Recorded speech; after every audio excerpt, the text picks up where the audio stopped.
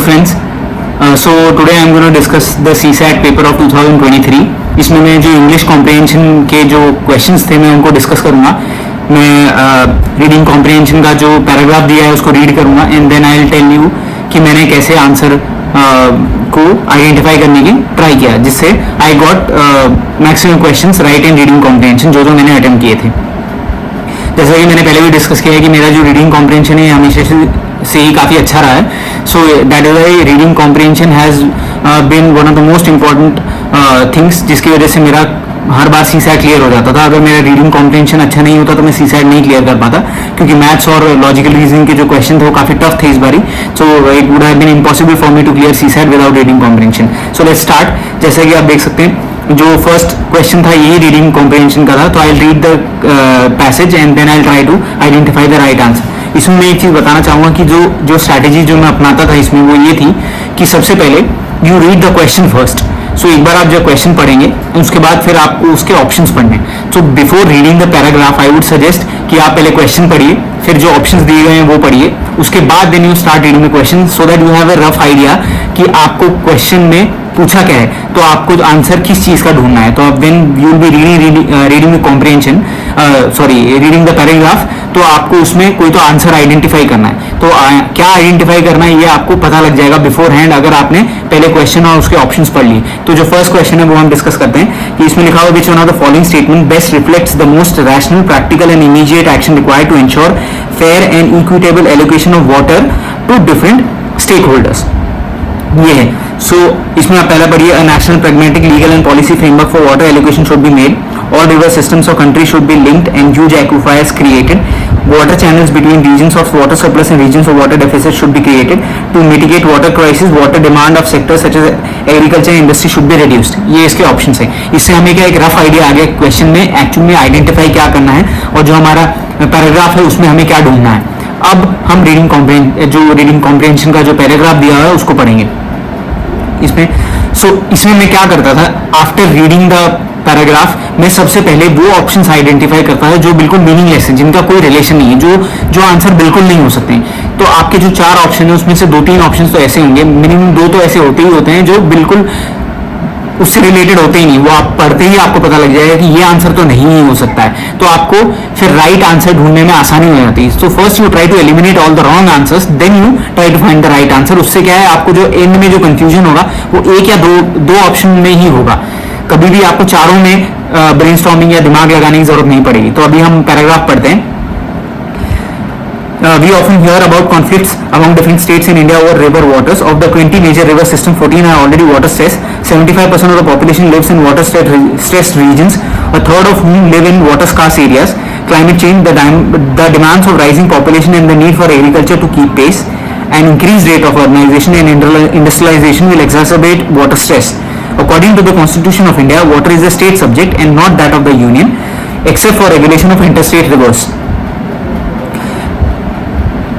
Key to ensuring balance between competing demands of various stakeholders is a basin-based approach to allocate water among constituent regions and states, allocating fair share of water to them, requiring assessments based on objective criteria such as specificities of river basin, size of dependent population, existing water use and demand, efficiency of use, projected future use, etc., while ensuring the environmental needs of the rivers and aquifers. अब हमने paragraph पढ़ लिया.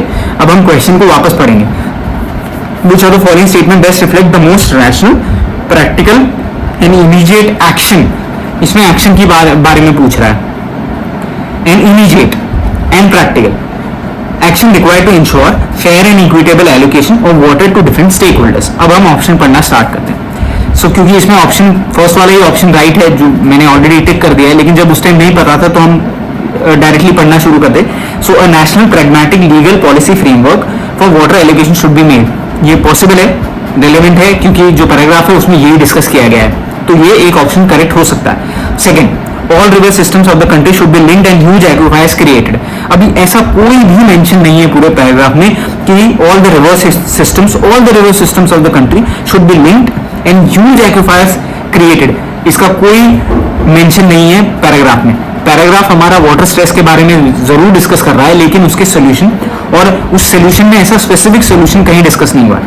तो ये तो हुआ कि इसका कोई रिलेशन नहीं है, इससे ज्यादा रिलेवेंट तो हमें ऑप्शन ए लग रहा है, तो इसको मैंने कट कर दिया। तो आप देख सकते हो कि मैं हर क्वेश्चन में सबसे पहले एलिमिनेट करता था उन ऑप्शंस को जो बिल्कुल ही रेलेवेंट नहीं है, जो इसका आंसर नहीं हो सकते।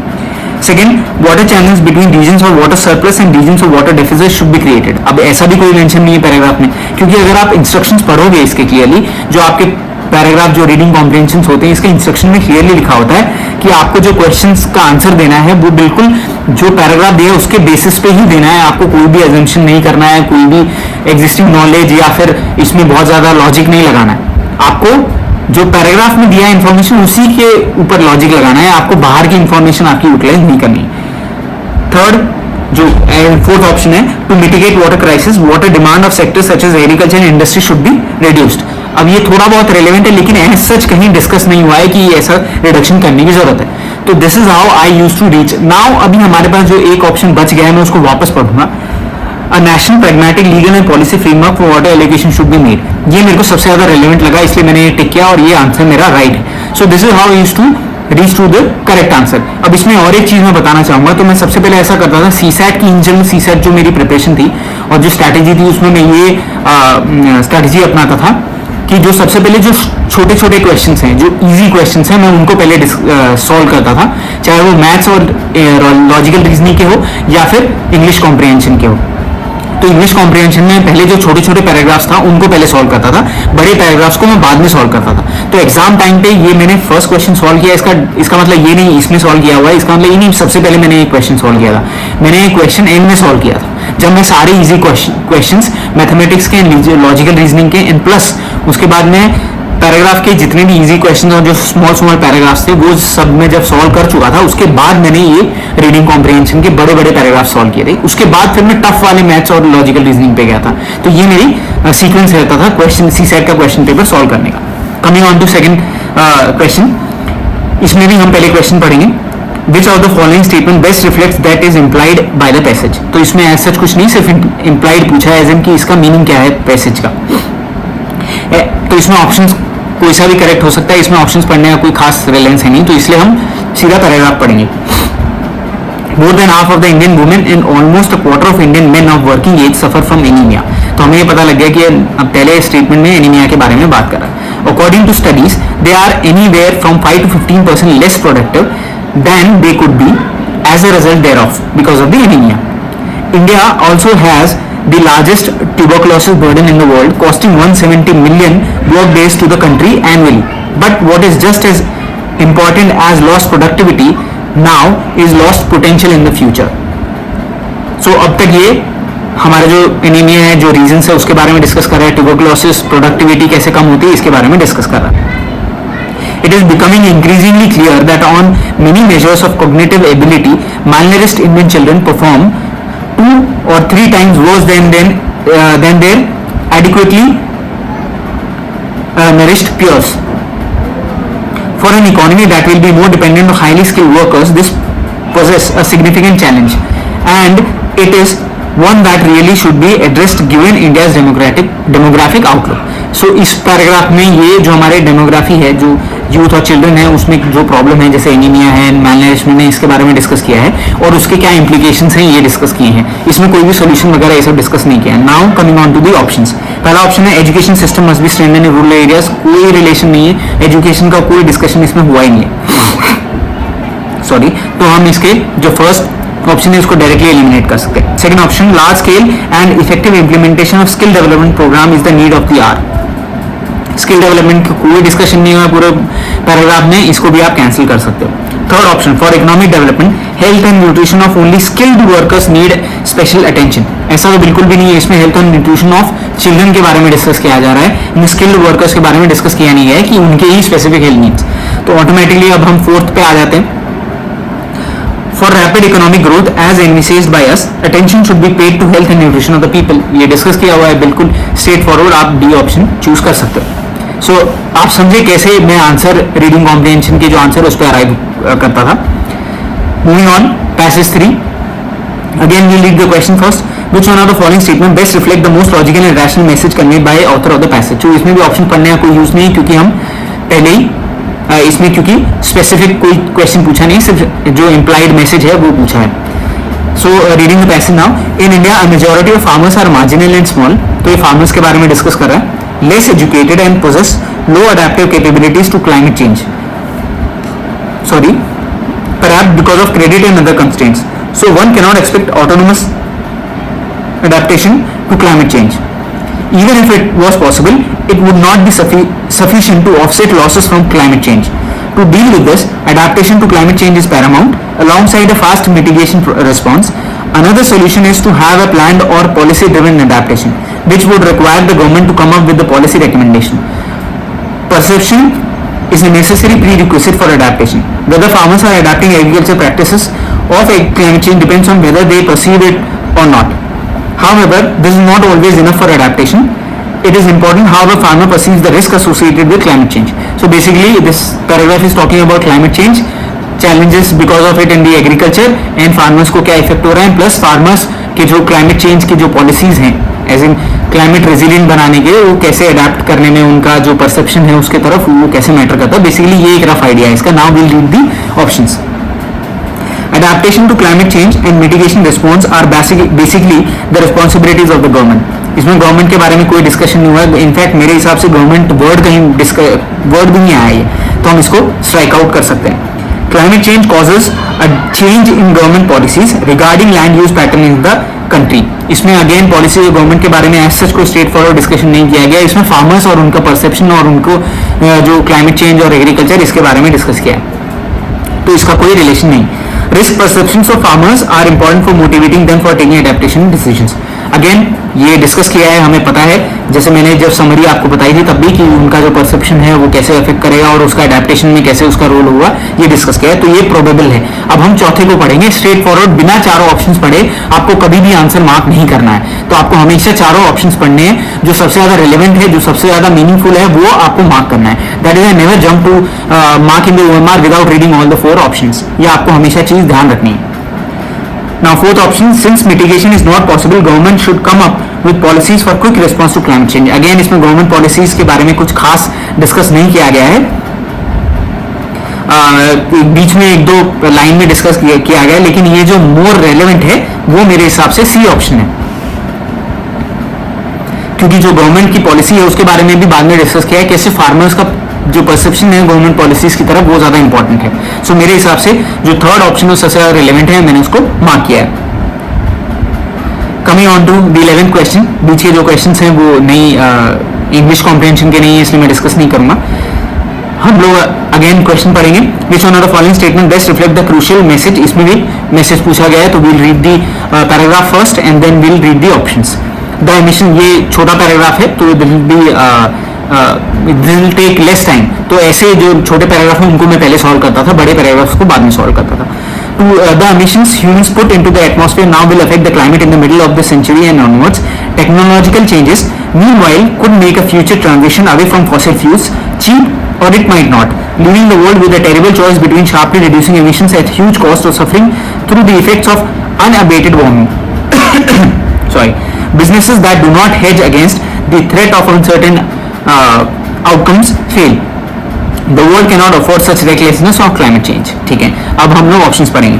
इसमें businesses that cause emissions may need to close down or pay for pollution in future. Correct, थोड़ा बहुत रेलेवेंस है क्योंकि इसके लास्ट के 2-3 लाइन में ये चीज डिस्कस की गई है. Now the only solution is technological development related to the issues of climate change.